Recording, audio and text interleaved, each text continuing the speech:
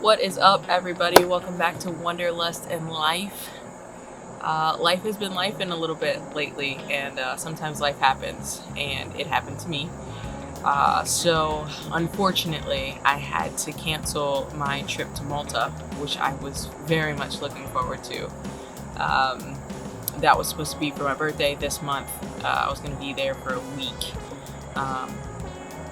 and I am still planning on getting back to that.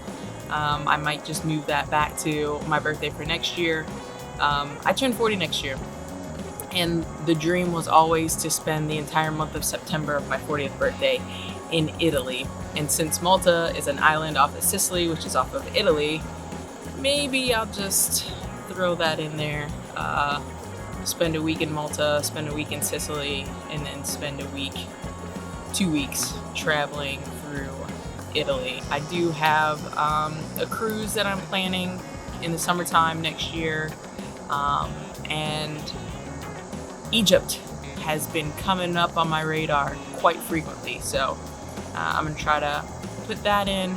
And Greece. I have a chief in my fire department who is from Greece. I've heard amazing things, and he's given me some places to go and some pointers, so I plan on making that a long trip. I have a lot planned, but it's local. So I'm going to show you a lot of the highlights of Cincinnati and a lot of things that are good to do around here. And then the neighboring cities that I visit frequently: Dayton, Columbus, Indianapolis. Probably get down to Louisville. I want to go to Lake Norris and talks of Lake Cumberland, dip down to Tennessee. For this week, I'm going to give you some travel hacks. Last year, I've published 3 books so far. They're on Amazon. I'll leave the link at the bottom of this video. But I never actually promoted 2 of the 3 books. The first book that I did promote, that I published, was this coloring book, Brave Firefighters. So if you get bored, or if you have kids, pick up this coloring book. The 2 books that I didn't promote. So the first one is Wanderlust and Pride. It's LGBT friendly destinations throughout the world that you can go to travel. This was important to me because it's not always known where are safe places for us to travel, especially when we want to travel with our partner, and have a romantic getaway or whatever you wanted to do family-wise, or just with you and your partner. There are many more places in the world other than the 10 that are in this book, but these are the 10 that are of the most friendly. So check that out. But today, specifically, we are going to talk about this one: budget travel hacks. A lot of people don't travel because they think it's too expensive, and it is expensive. It can be expensive, but there's things that you can do to make it less expensive or to make it more doable. I definitely partake in a lot of these travel hacks because I'm not rich. I have a job. I work, get my paychecks. I have bills to pay, and those bills are mounting. So I definitely like to take advantage of a lot of these travel hacks so that I can take my trips on the cheapest, least expensive, I should say, dollar amount that I can find. Try to have flexible dates of travel. I think it's pretty well known now that looking and booking on Tuesdays tend to bring the cost of flights down, but if you can shop around, if you can look at different dates when you're booking your travel. I know a lot of travel websites like Priceline, for instance, you can put in flexible dates. Actually, Kayak is my preferred. It's the best one. You can put in the date that you prefer, and then you can do plus or minus 3 days on your date of leaving and your date of returning. And this gives you an idea because each day is different.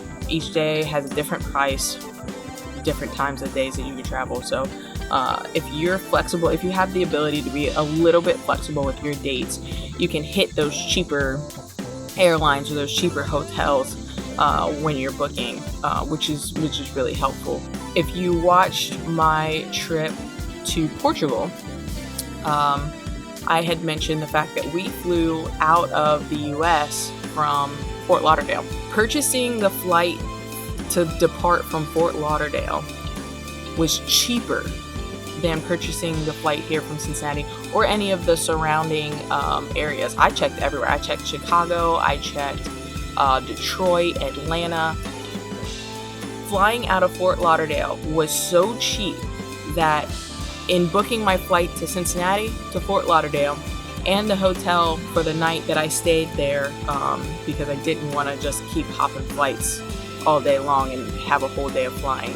I stayed in Fort Lauderdale for one night, and it was still, I think, $200 to $300 cheaper to go that route than it was to fly out of Cincinnati or any of the surrounding drivable cities around Cincinnati. So find those different little airports around the city, around the country, that you can just check out and see where's the cheapest flight that's going to where you're trying to go to. As far as booking your travel goes, I've mentioned before, I am a Delta snob. I am a Marriott snob. Those are my two go-tos. Here recently, I've been on Vrbo's website a lot recently too.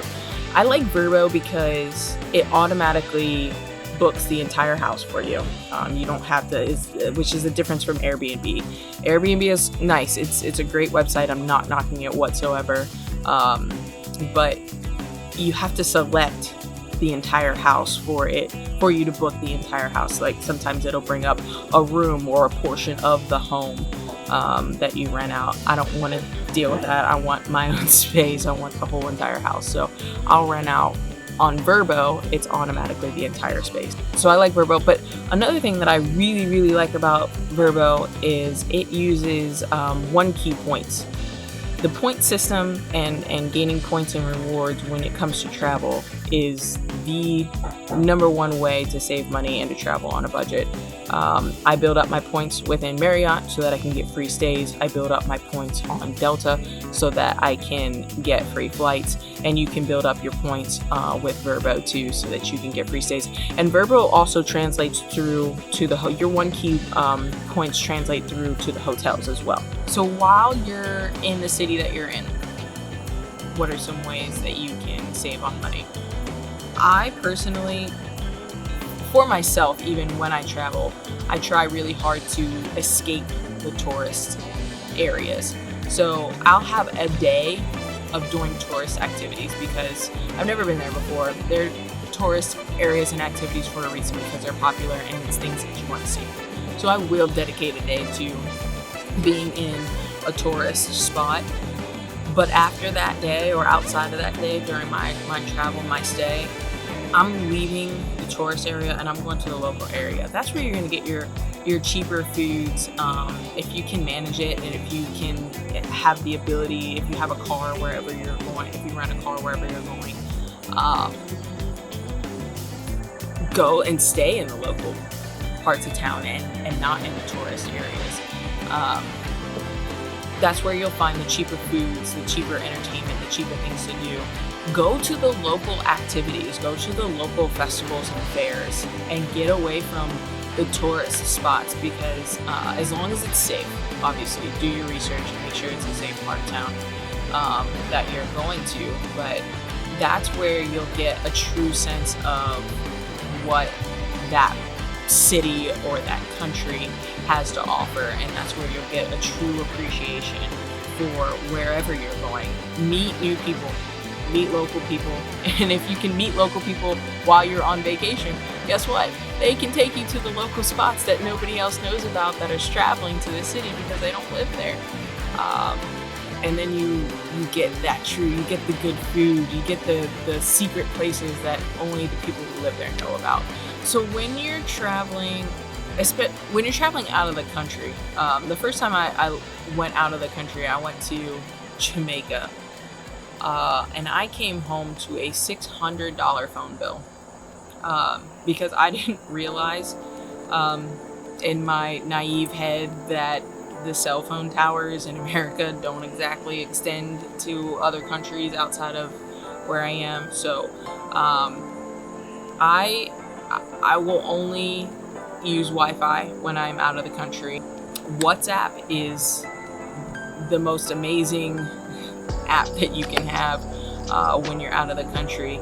I know that there's a lot of annoying, like, spam calls and text messages that sometimes can come with WhatsApp, but even if you delete it after you get back home, to have WhatsApp when you're out of the country, it's Wi-Fi, texting, and calling. It works wonders, because then I can communicate with my people back home when I need to, and not have to worry about an outrageous phone bill waiting for me when I get back home. I hesitate to say this, but I'm gonna let you guys in on it.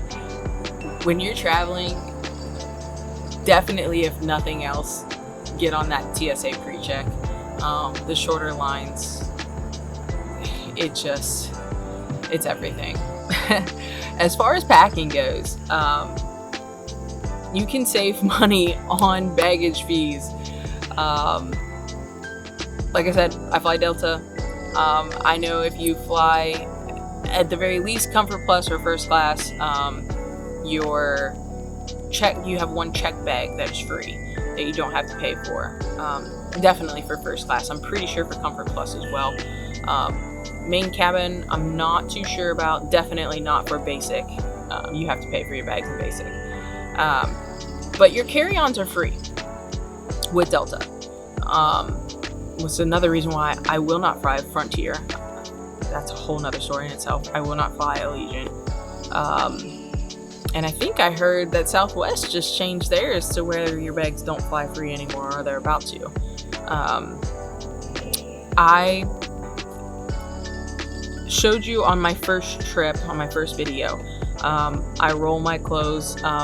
If you have anybody in your life that is in the military, ask the military people how they fold their clothes. It is very efficient, and you will save a lot of space, and you can pack more than you could ever believe if you fold your clothes in the proper way.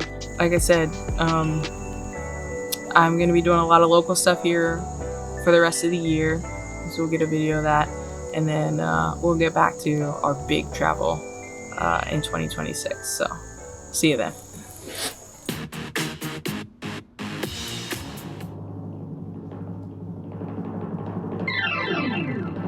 Just like that,